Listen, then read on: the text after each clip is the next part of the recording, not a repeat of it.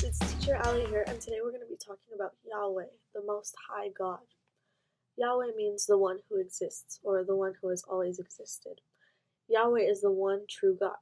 God gave the Hebrew people this name to distinguish him from all the other gods worshipped by the pagan people living all around them.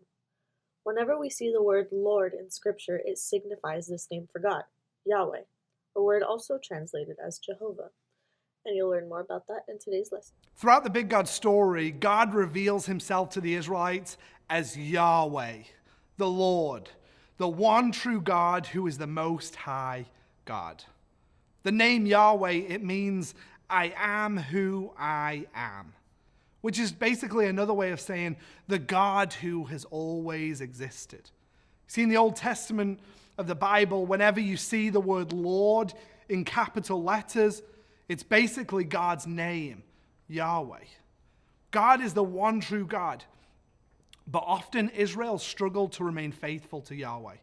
They often disobeyed God and worshipped false gods.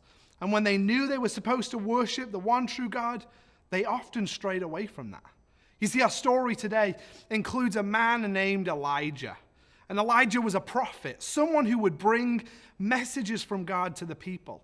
And Elijah lived during a time when Israel was no longer united. It had split into two countries. There was Israel and there was Judah. The northern kingdom of Israel and its kings, they continually disobeyed God by worshiping false gods. When God had told them to obey him, they disobeyed. And in fact, Jezebel was the queen of Israel during Elijah's day. And she wanted everyone to worship this false god of Baal instead of the real God, Yahweh. Yahweh God wanted his people to know that he was the Most High God.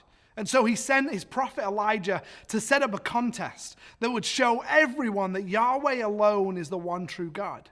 Elijah, the Israelites, and the 850 false prophets of Baal came together on Mount Carmel.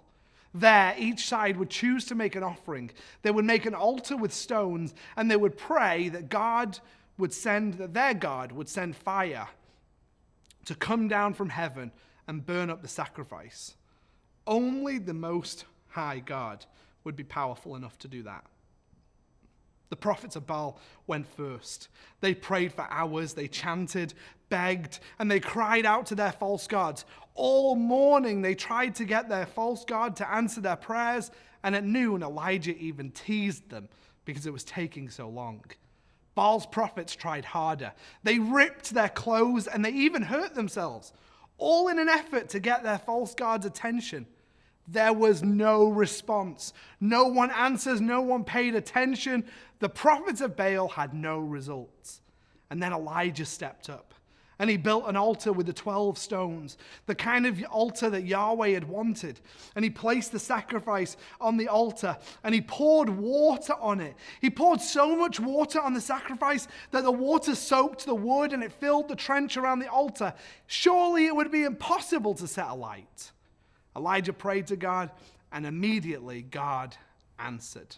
The fire of the Lord flashed down from heaven, and it burnt up the young bull, the wood, the stones, and the dust. It even licked up all the water in the trench.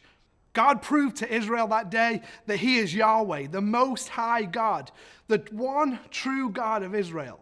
He deserves all of our praise and all of our worship and all of our attention, because there is none like him. He's the one true God, Yahweh. Thank you guys so much for watching. Make sure to download the activity sheets in the description below. And don't forget to email us your prayer requests at lighthouse@plaog.net. See you next week.